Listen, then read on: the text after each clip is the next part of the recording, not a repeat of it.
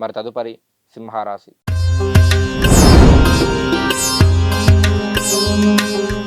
సింహరాశి వారికి శారీరక శ్రమ ఉంటుంది, సమాజంలో గౌరవం తగ్గుతుంది. అదేవిధంగా కొద్దిగా భయాందోళనలతో కూడుకున్న యొక్క జీవితం అనేది ఈ 2 రోజులు అనేది మనకు కనిపిస్తూ ఉంది. తదుపరి కన్యా రాశి.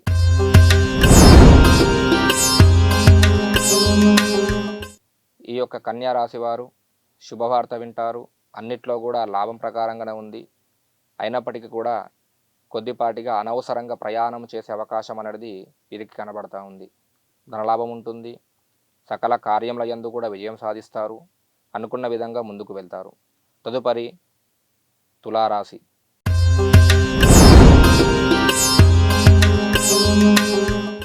మరి తులారాశి వారికి అన్ని పనులలో కూడా లాభం చేకూరుతుంది, అనుకున్న విధంగా ముందుకు వెళ్తారు. ఎవరికైతే మీకు ఎవరైతే రుణపడి ఉన్నారో అట్టి రుణం కూడా మీకు ఎంతో కొంత ఇవాళ వారు తీర్చుకోవడం జరుగుతుంది. అదేవిధంగా సుఖ సంతోషాలతోని ముందుకు వెళ్తారు. తదుపరి వృశ్చిక రాశి.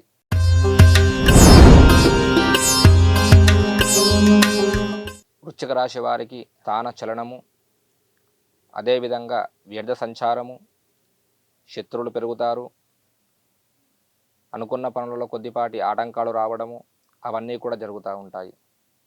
తదుపరి ధనుస్సు రాశి.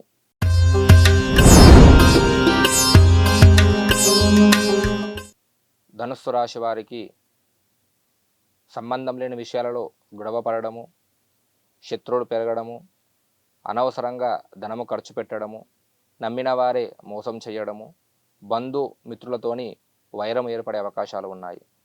తదుపరి మకర రాశి.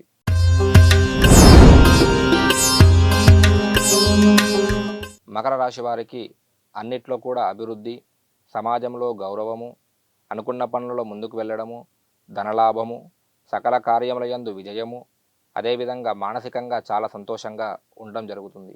తదుపరి కుంభరాశి.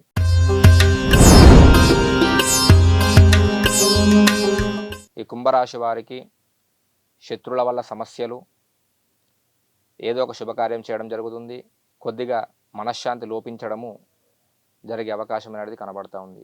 తదుపరి మీనరాశి.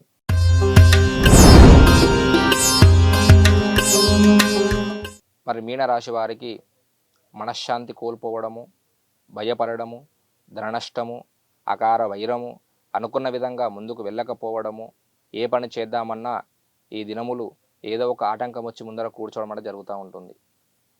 లోకా సమస్త సుఖినో భవంతు.